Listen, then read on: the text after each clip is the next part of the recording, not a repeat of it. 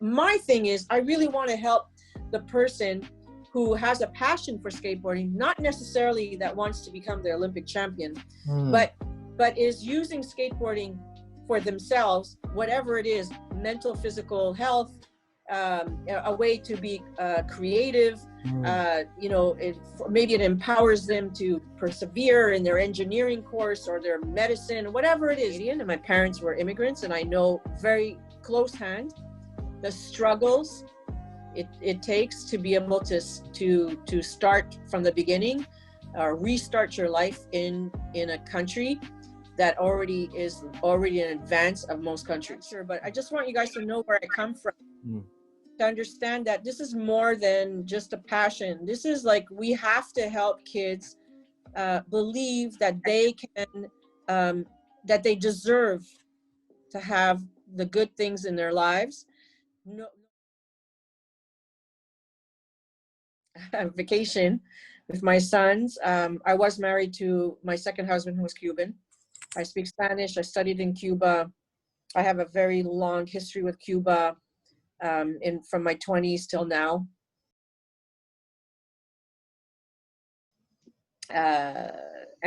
So we were there on vacation for a couple of months. I brought down baseball, soccer, like all kinds of equipment, board games, whatever, in case, right? Because in Cuba, there's very limited access to anything. So I did bring a skateboard for both my sons. I was a skateboarder. I wasn't a really good skateboarder, but I definitely was involved in the skateboarding culture. I was a musician, an artist, an activist. So it just made sense, you know, as a rebellious teen and a young adult, to be a skateboarder, to be out of the norm, being the only girl, you know, skateboarding. I didn't do it because I wanted to be the only girl. It's just that I hung around a lot of boys because I was in a band, right? So boy band, one girl, played saxophone, made sense, right? You are who you were with, you know? So I brought that skateboard, and I ended up, one day I was really bored. Everyone was out of the house, including my ex-husband.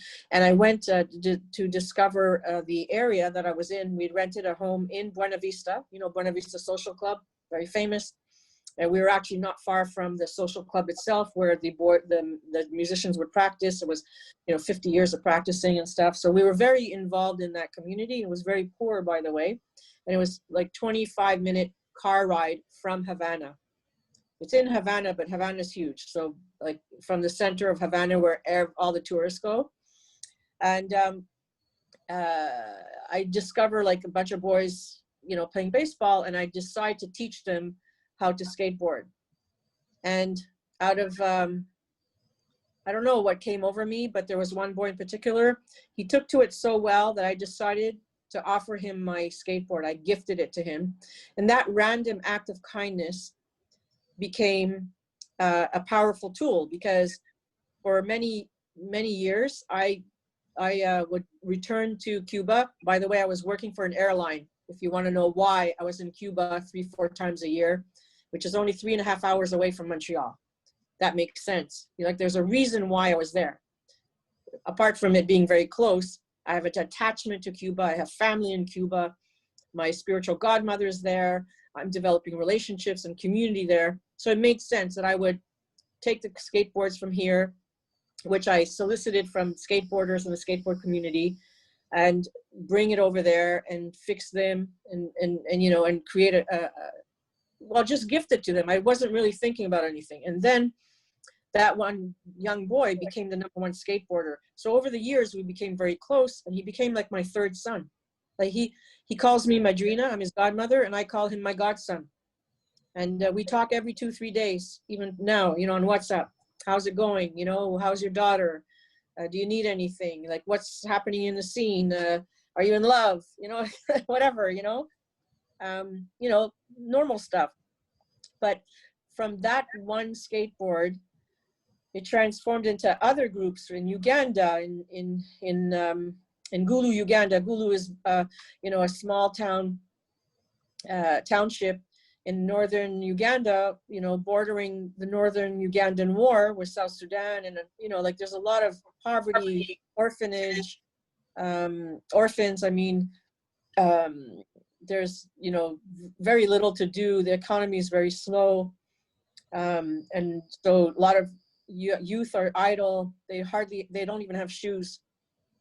But I got skateboards down there and built a skateboarding community. Now there's 150 boys and girls skateboarding a couple times a week. During the pandemic, of course, during the lockdown, including here in Montreal and everywhere, you know, it wasn't a priority to skateboard. But once the lockdown was lifted, the kids are back on board, you know, skateboarding. And of course, I give to First Nations reserves, especially remote areas like Saluit, which is like in northern Quebec. It's so far, you know, like there's no roads. Mm-hmm. So, you know, like there's a dream to create a, you know, to create interest to get a, like modules, you know, like mobile modules, or to help them build mobile modules, you know. Betty, I actually had a question about that, if you don't mind. Because me and Aaron were talking actually, and one of the things we thought was interesting was that, like, I think a lot of charities, maybe they either focus on like local stuff, like maybe just First Nations or their local community, and other charities kind of work on places like in other countries. Yeah. So you're doing stuff in like Saluit, and you're doing stuff in like Bulu, and you're doing stuff in Cuba. Yeah. So how do you decide like where to, like, how do you just come up with that idea to like do both? Like, to be honest with you, it's very organic. So I always need an ambassador, one person to take care of operations. And operations meaning they have to be able to receive the goods. Let's say we ship them, or someone brings them, whatever, however they're shipped, whether it's by air, by land, by sea. Somebody has to be responsible for receiving those goods. That person is not necessarily a business. It's an individual who becomes the ambassador of Skateboards for Hope, who actually carries out our mission, our values, our core values, you know, it's pretty universal values, you know, and who agrees to share the skateboards among their community and upkeep and stay connected with me and other volunteers in order to be able to create some sustainability. So a good example is somebody from Saluit, a social worker, contacted me, and she didn't know if I could help her. I gave her skateboards. She brought them out there. You know, they have the banner and everything. The kids, we have the photos. But in actuality, the initiative is really from that person who's going to, I guess, watch over the project, right? How do I keep that relationship open is by continuing to showcase them and offer new recycled skateboards to continue the legacy, right? Because without skateboards, there's no skateboarding. Like, it doesn't matter what you do, all the programs, educational and whatever, if there's no skateboard used as a tool to get kids, to empower them, to lift them up from poverty, the skateboard, you know, is the tool that we need. So I'm always looking for ways to get skateboards. I don't try to concentrate on getting new ones because it's not sustainable. I can't ask companies to supply thousands of skateboards, but I can recycle used skateboards. And I'm like one of the biggest recycler of skateboards in the world. And I get kids in UK or Scotland, you know, out in England or in Philippines or in Ecuador or in Puerto Rico, where I've sent skateboards, in Israel, you know, in Brazil. What happens is, if I can't get it to them in time, or we're having difficulty right now with the pandemic to be able to ship because there's no, you know, the limitations of shipping is for essential goods. It's not for everyday goods, except Amazon. That's very North American, by the way, you know. But what happens is, then I'm saving some stock for them, and in the meantime, I give them ideas on how to refurbish the skateboard so that we can, you know, give it a longer life. You know, we have to maintain. So then, like, basically, so like you're saying, like, okay, so what I needed to do is basically get used skateboards. So how do you find these people? Like, how do you sort of get the word out about Skateboards for Hope? How do you find both donors for like both donors for like skateboards and like to donate money? How do you find people? Social media. I literally have built a community all over the world. I'm in the social groups. I don't have a robot helping me. Unfortunately, I'm alone. I'm literally doing everything 100%. But, and I do have help from occasional volunteers, which is nothing steady right now. We are going to build on that for March. As of March, we're going to have a strategy in place. But just reach out to skateboarders, and you know, I'm on Instagram, Facebook, Twitter, LinkedIn, TikTok. Where do you want me to be? Snapchat? I'm on all of it. Like literally, I'm posting all the time. I'm sharing content. I'm leaving comments. I have lots of DMs, lots and lots and lots that I answer. I ask my ambassadors. I have like 100 ambassadors in 20 countries, and I reach out to them. I do a copy paste message. How's it going? What do you need? You know, let me know what you need, and then let's find a solution. You know, like some kids need to eat first before they need anything else. So I try to help them with, let's say, with NGOs, you know, out there. And I have microfinance some small businesses for some of my ambassadors so they can lift themselves out of poverty. But it's right now, the pandemic, there is no business really. So it's hard. Thank you. I think maybe Aaron has a couple more questions you wanted to ask you as well. Yeah. So I was wondering if you've ever considered sponsoring a scholarship before, because I see that your reach is global. Yeah. So yeah. So for me, you have to understand is I'm alone. There's no employees, and I'm not paid. I'm a volunteer. I'm a president of the board of directors, and I act as the executor, you know, direct executive director, bottle washer, you know, the whole bit, right? So I personally can't fund anyone else. I need funds.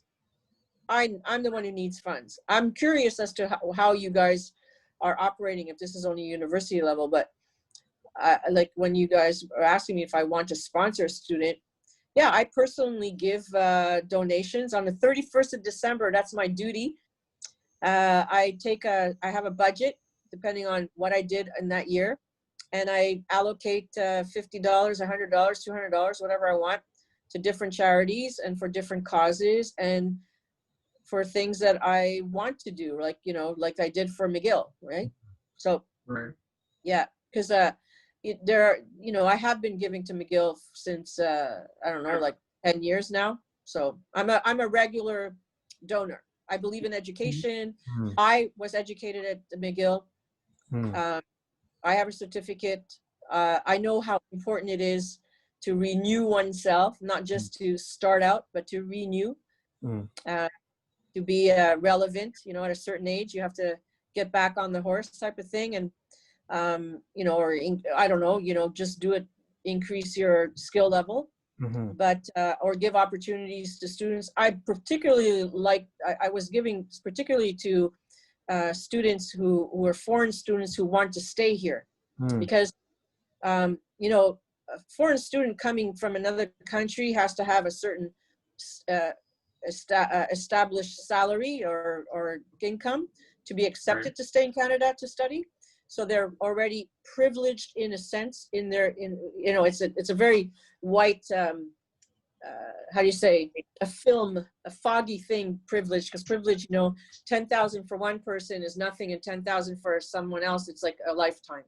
So I understand that because I've been poor and I know what it's like not to be able to afford something. But I do believe that if I want to encourage students, I love the idea of encouraging students to stay and to make Canada their home.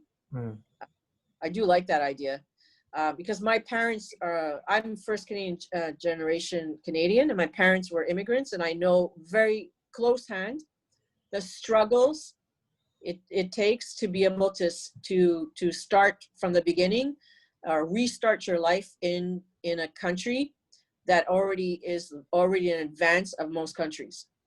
My father was an autodidact physicist, mathematician, chemist, engineer, but here he was treated like nothing because his education in his native language yes, no problem. But here, not speaking English or French, that broke him as a man. Mm. And I had to live through that. I grew up knowing that my father was diminished as a person and lost his dignity.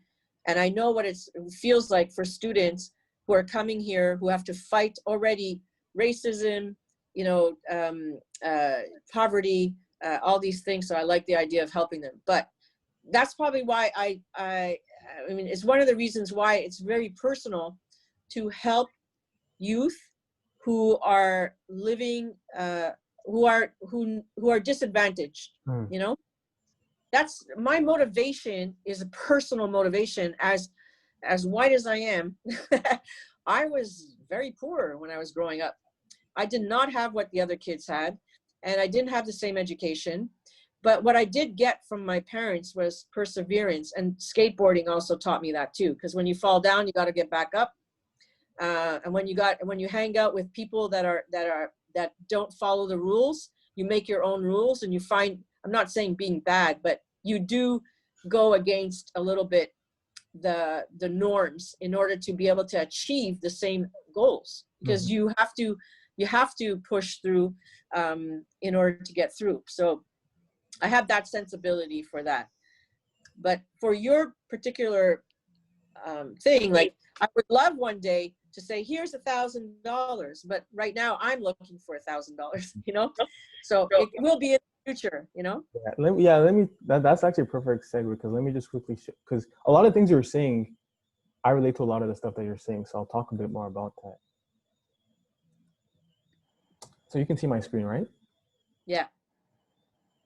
Yeah, so I think Aaron already talked a bit more about like learning about you and like your work in the salary community. Yeah. So I want to talk maybe a bit about me as well, because I think there's a lot of similarities. So I think just like you, I'm like you said, you were first generation. I think I'm also first generation, because I came to Canada when I was 8, child of 2 immigrant parents. And then, so I went to Western, you went to McGill. When you went to McGill, did you have any student loans? No. Okay. Yeah. So you're very lucky, because when I graduated from what university, I graduated with $65,000 in debt. All right. And like, so like, this is the thing where like, I'm just graduating in, just like you, I come from a middle-class family. So I'm like, how am I going to be able to pay for this? That's right. Yeah. And then I was even thinking, okay, well, maybe it's not even about me, right? Like, okay, forget me. I have $65,000 in debt. Like, the average student that has loans has $28,000 in debt. And then you're talking about privilege, right? Like, even to have, as weird as it sounds, even to have debt is a type of privilege. Yes. A lot of people like don't even qualify for credit. Like, for like the credit I got, you know what I mean? And I'm even lucky too. Like, it sounds weird, but I'm even lucky that I got $68,000 in debt, because I got a special line of credit that was only prime. So even already, like, that line of credit, like, a lot of people don't even get to that point, and then they just, you know what? I'm not going to go to university. My parents can't afford it, all that kind of stuff.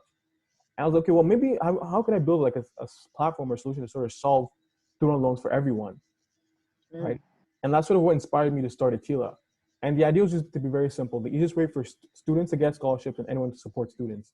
Because I was like, hey, there's all these people that, you know, want scholarships for school. But then the other problem on the other hand was that, like, if you Google, like, right now, how to endow a scholarship, I think you need a minimum $25,000, right? And I'm assuming you don't have $25,000. I don't have $25,000. So all these people that want to support students but don't have that kind of money, so they can't support students. And I said, okay, what if you made it as easy to support a student as it is like buying something on Amazon? So for $50, you can start a scholarship, and for $10, you can support one that already exists. That's smart. Yeah. And then so we've already done 2. This is Atila STEM scholarships. So when I send you the slides, you can check out all these stuff yourself. Yeah. You can see the finalists. You can read, and then also, so for students by students. So sort of like we're solving our own problems to help other students as well. I like that.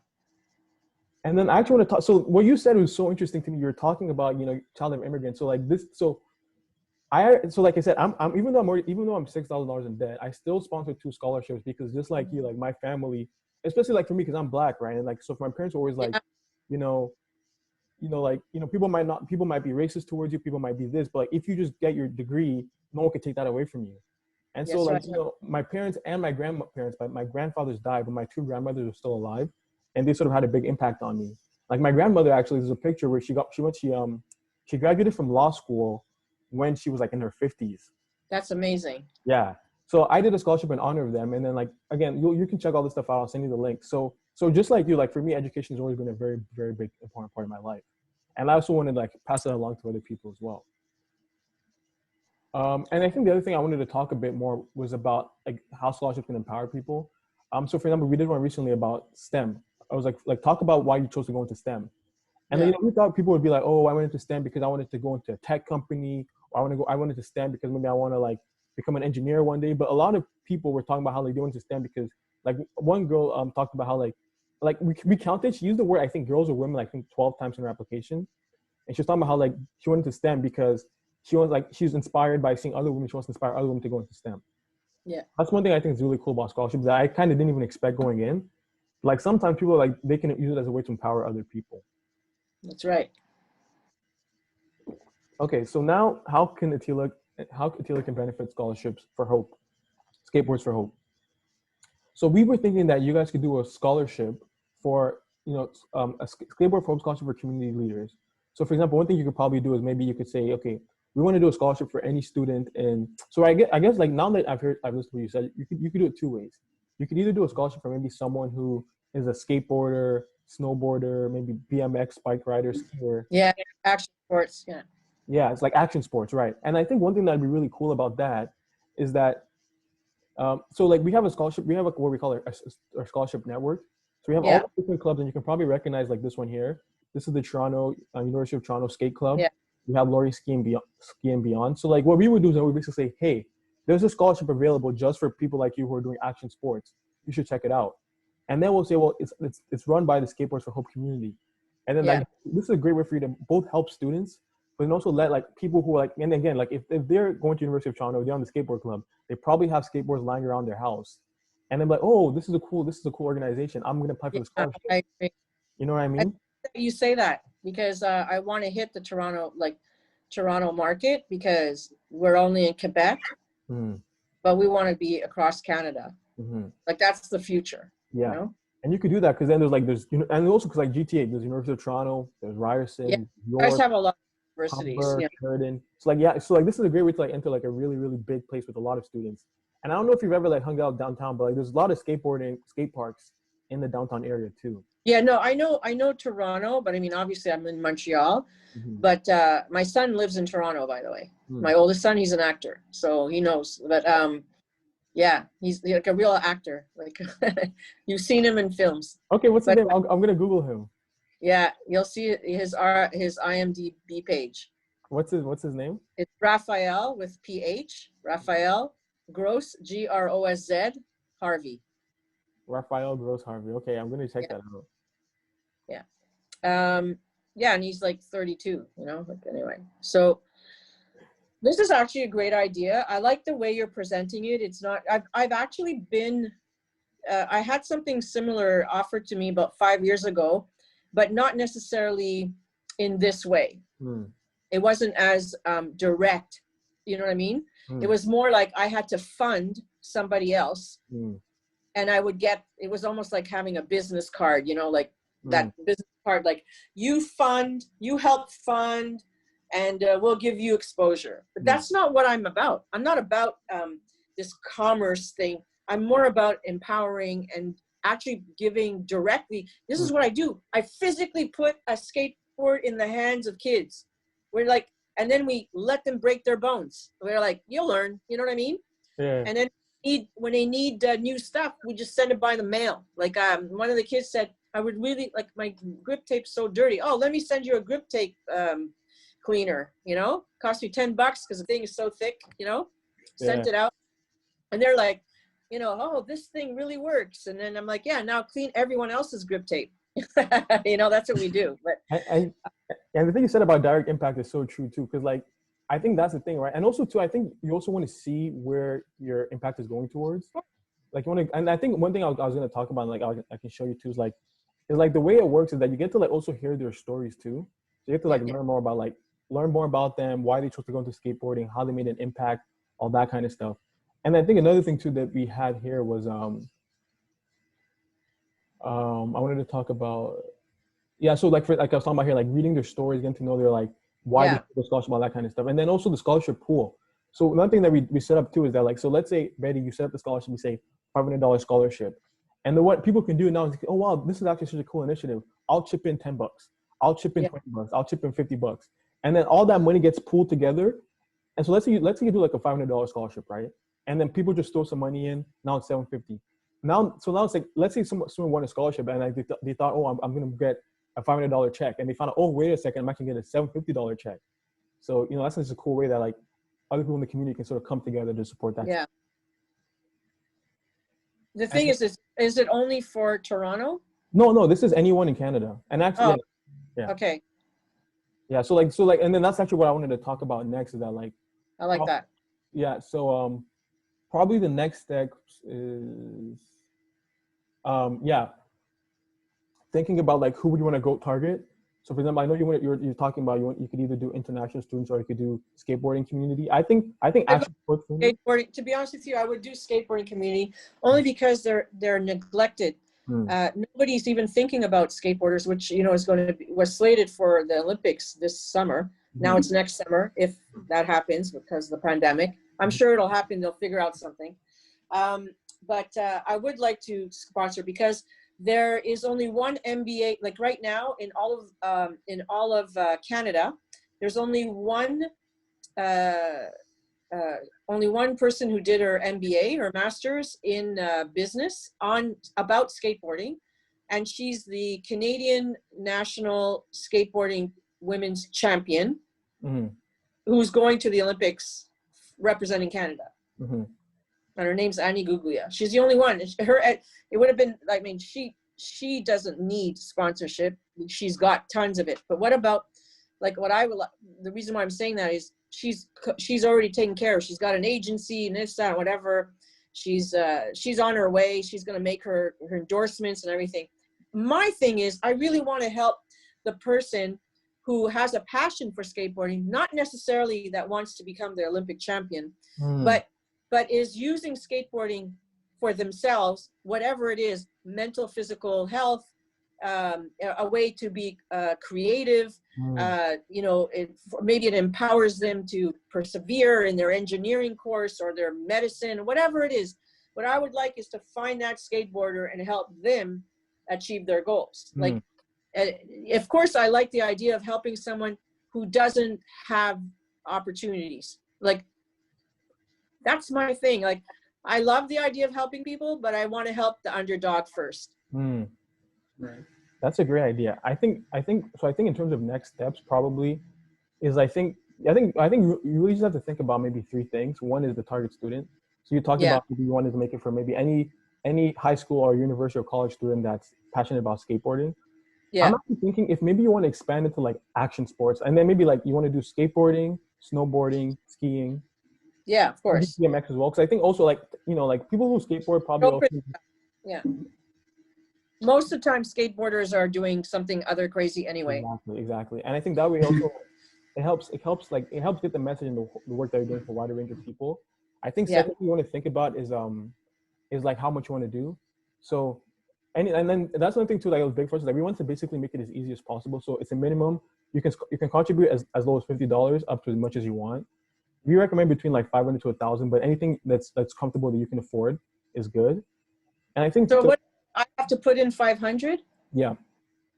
That's the thing. And then the third thing is question. What do you want to ask the students? And I think this is actually very important because I think you really want to get to know like you said too, like you're talking about how like skateboarding for like some people use music, some people use art, some people use skateboarding to help them get through like really tough periods. So you want to ask like what kind of questions you want to ask, like talk about a time in your life that skateboarding helped you get through a difficult time, right? Yeah. So I think those would probably be the three things, and then we can maybe have like a follow-up meeting maybe later in the week. And then what we can do is maybe we'll actually be online with you. So I think what we could actually do is so think about those three questions, come back to us, and then maybe what we'll do is like we'll actually make it together. So we'll do it on your laptop, and then maybe you'll use your phone to like show us what you're doing. We'll basically help you go through all the different steps. Okay. Well, right now I don't want to give you $500 today. I have to think about that. I like that sales pitch. It's good. Excellent for a corporation because they got tons of money, even during the pandemic. But I'm a charity and I have no money, so 500 for me is a shipment to Florida to send 50 skateboards to Jamaica. That's what $500 represents to me. Like I look in terms of where am I going to put my money first? Who gets it first? Like I'm actually doing, I'm packing for Jamaica right now. What I can do is, I think we could revisit this, like the down payment, you know, because when do you, how do you work this sponsorship? Is it you know, biannual? Is it quarterly? What is, like, how do you work this? Is it by semester? It's so the way to be, so it's there's two options. There's recurring scholarships and one-time scholarships. So you could be like, okay, I want to just give I want to give 250, 500 today, and like as a one-time thing. And then scholarships are always coming up. So like there's no like deadline, there's no like set time. So if I wanted to do an annual, one-time annual scholarship, that would be possible. Yeah. And then the criteria to apply for that scholarship would be those 3 questions that we would ask the students, and who judges who gets the scholarship. So it's you get to decide. Oh, I love that. Yeah. And it's open to any university student. Yeah. Or college, like you said. I would say high school too, because I feel like a lot of like grade 11 I would go there too. Like high school, but a certain age. Like I wouldn't want to give it to grade 11. Is that, how do you guys do that? What's the criteria in Ontario? Because in Quebec, it's CJEP, right? CJEP. Yeah, we do CJEP. Yeah. So for us, we say grade 11, grade 12. Oh yeah, because that's our CJEP. That's right. Yeah. Okay, I get it now. Yes, I agree. That would be a good idea. And also, you know, it would be great if we ended up finding somebody who wanted to get to the Olympics. Like honestly, like that needed an extra hand because they don't have the power of endorsement, and that usually gets them going. I wouldn't be surprised if this would become a media friendly thing, because for some odd reason, the media loves what I do. So as you can have witnessed, you know, NAS Daily, I'm on NAS Daily. Can I tell you a secret? Can I tell you a secret? So I'm glad you let us record this to me, because like when you were talking, you have such a captivating way of talking. I'm like, man, this is going to be so good. Yeah. I don't, you know, so whatever happens. I'm just thinking out loud, like the rest. No, man, you're honest. You're honest. I love it. Yeah, I have no filter, unfortunately. That's not always good. But what I'm thinking is, like, if we want to help somebody, I really like this idea. I'm glad you reached out. I love the idea that it would be a Skateboards for Hope scholarship that's really attached to, renowned university. And that it's the most important for me is that you guys are showing that, first of all, you're young entrepreneurs, and my mission is to encourage and empower youth to become leaders and entrepreneurs, especially in developing countries, because between you and me, going to school is almost impossible. There's no transportation, no shoes, not enough food, infrastructure, socioeconomic, hardships. But becoming an entrepreneur can be anything from selling eggs, you know, at the market, to creating baskets, to fixing skateboards, to, you know, developing, you know, something online. And this is what I'm trying to instill in these youth, is that if you have a dream, you have to try it out. And it doesn't always take money. It does take, like you said, ideas, you know. And of course, I love the idea of encouraging education where it's possible, to elevate why education is the way out of poverty. But how do we get there when we're so poor? I myself, as a young person, did not have the support from my family. They were not rich enough to help me and just say, don't go to work and just go to school and, you know, have a good time and here's your allowance. That didn't happen. I had to work and go to school.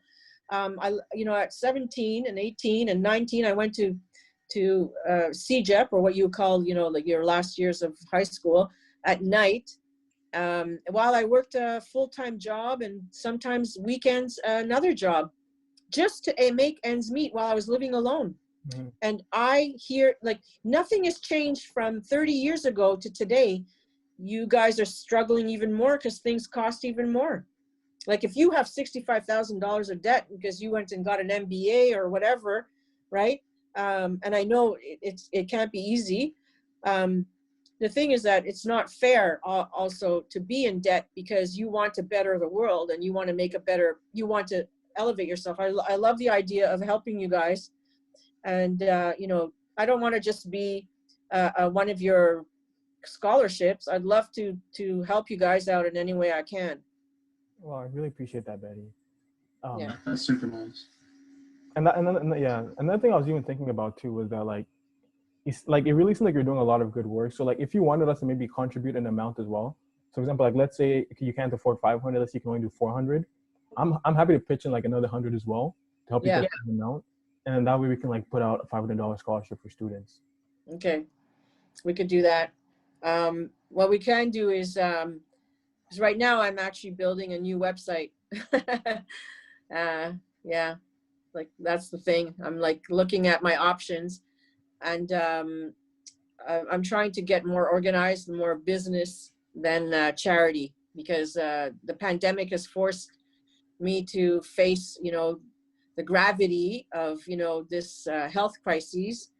And I'm going to put my money where my mouth is. I want to help kids thrive. It's not just skateboarding. I have to make sure they're safe, you know. When we have chapters like, you know, like especially Cuba and Uganda, those two particularly, because they're in underdeveloped countries where there's sometimes corruption or not, you know, necessarily it's very poor. And there's lack of resources. You know, there's an embargo in Cuba for 60 years. And Uganda, they're like, it's very poor. It's like it's a struggling country.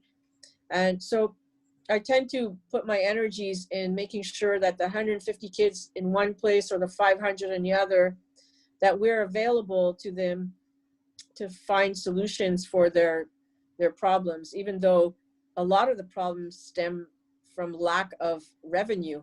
You know, like no jobs, no prospects. You know, like I believe in recycling. There's a reason for it. You don't have to ask or beg anyone for anything. Just take the garbage that somebody else threw out, right? Mm-hmm.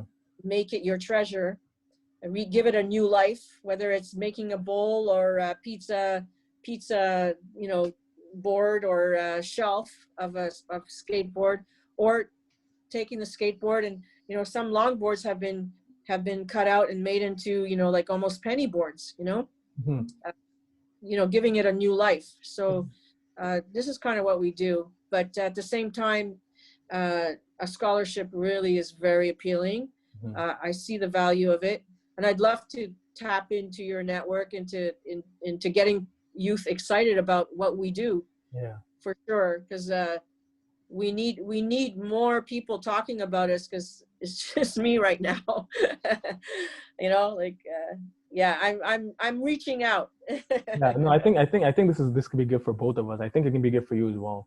Because even like me and Aaron, like genuinely before the thing, we're like, this is actually pretty cool. Like he was saying, like your logo's cool. I'm like, man, the whole site is pretty cool.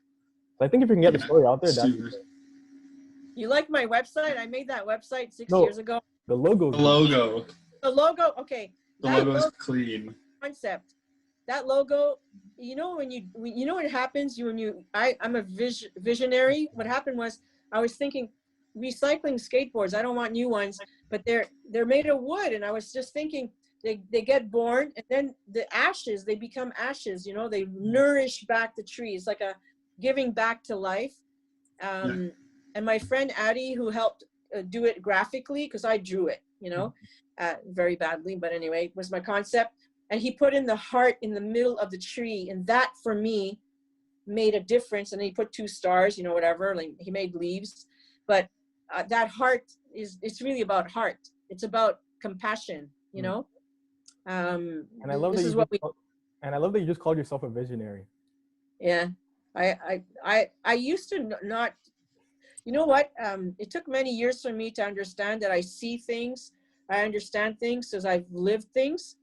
And I've just recently given myself that title because I've been told by people, wow, that was a vision that you had. Yeah. And you made it happen. I go, yeah, but I didn't make it happen by myself. It's more like I listened to what young youth had to say and what they needed. And I just tried to problem solve by being creative. Like, you have to understand that for the last 10 years, maybe not the last 2, but prior to that, I bartered everything. Bartered, no money, zero money. I didn't ask anyone for a penny. Nobody gave me a penny. If I did use any money, it's always been from my own pocket. So I was the philanthropist. I took my own money. I didn't get a tax receipt for it, right? And I would just put it in and go, that's it. It's to help the kids. But I did barter a lot. And those relationships where I bartered, people gave me stock, transportation, time, sweat, you know. That's how we built a community, and we built trust and collaboration. And it wasn't just about money. It's not just about ROI. It's not about return on investment. It is about doing the right thing at the right time. It really is. Wow. Betty, I think this is really amazing call, actually. This is way more than we bargained for. So thank you for your time. Oh, I'm glad. I'm not here to give you guys like a monologue lecture, but I just want you guys to know where I come from. To understand that this is more than just a passion. This is like, we have to help kids believe that they can, that they deserve to have the good things in their lives, no matter their circumstances. Your scholarship says that too, because the scholarship is for someone who needs the money. Because you don't apply for a scholarship when you don't need it. You apply because you need it. You know, when you don't need it, let someone else who needs it get it. You know, so for me, that's very important, that we support those who unfortunately, for whatever reason, need the help. It's okay. It doesn't have to be you know, dramatic, but somebody needs the help. Like if you needed help, Tamua, that you needed help to pay your debts, I get it. It's a burden, you know. School costs a lot of money, and I wish school was free. I do wish school was free. I mean, it's freer apparently in Quebec because it's cost less if you live here, obviously, but it is very expensive out where you guys are. And I know because I have parents that have daughters and sons going through university right now, and it costs a mortgage, you know. It's unheard of. Like you guys are the future. You're going to take care of us old people. You're going to make sure we have comfortable days in the end, and you're going to build the future, and we're already putting you in debt. Like I don't know. I never liked the concept, even though I understand a little bit about capitalism and paying your dues. I just don't think education should be one of them. Yeah. But I'll definitely, I'm more than consider. I will participate. I just don't know the timing of it. I'm going to discuss it with the board of directors. Like I have 2 other people on the board to look at, you know, can we maybe, you know, do this now, or do we wait in March? Because right now there's things happening. Maybe March is better, but I will talk to them for sure, and you can count me in. Awesome, Betty. Thank you so much. Yeah, thank you. Yeah, so we'll send you a slide deck, like summarizing, for you to check out all the stuff we talked about, and then yeah, if you have any questions, you can message either me or Aaron. Okay, perfect. And I have you both in email, right? Yep. Okay. So is there any other questions you have for me? I think not now, but I feel like I have a feeling we'll be talking to you again. So. Oh, anytime. Like honestly, like that's the one thing I don't mind. Like, call me up. You have a question, you need something, let me know. You know, I tend to answer pretty quickly. You know, I like to get things out of the way. Sounds good. Yeah. As you see, no lifeguard on duty. All right, Betty. Enjoy the rest of your day. Thank you so much. Yeah, thanks, guys. Honestly, what a great job. What a great idea. Solving a problem. I just love it. You know, I hope the students that understand all the work that you're doing and how you care. And also it's a great business model. Really it is. It's a fantastic business model. I wish I was your age because I would be in on it. You know, I always think that I'm your age anyway because I act It's like a an mindset. idiot. I always say age is a mindset. Yeah, it is a mindset because I haven't grown up yet. So I'm pretty immature. But yeah, that's why I like skateboarding. I love kids. I love anything like action sports. And, you know, like I'm not trendy. We try to make, I really believe in being more independent and creative. And it's pretty much what I push, to be different. You don't have to be the same and you can get along and all that stuff, you know, all the good stuff that we say. But to be a rebel means that you build confidence. And I think that's good. You know, be a rebel. Sounds good. Cool. All right, guys. All Thanks. right, So I'll wait for your email and you know, don't be shy. Okay. sounds good. Sounds good. Sounds good. Bye. All right, bye, babe. Bye, babe.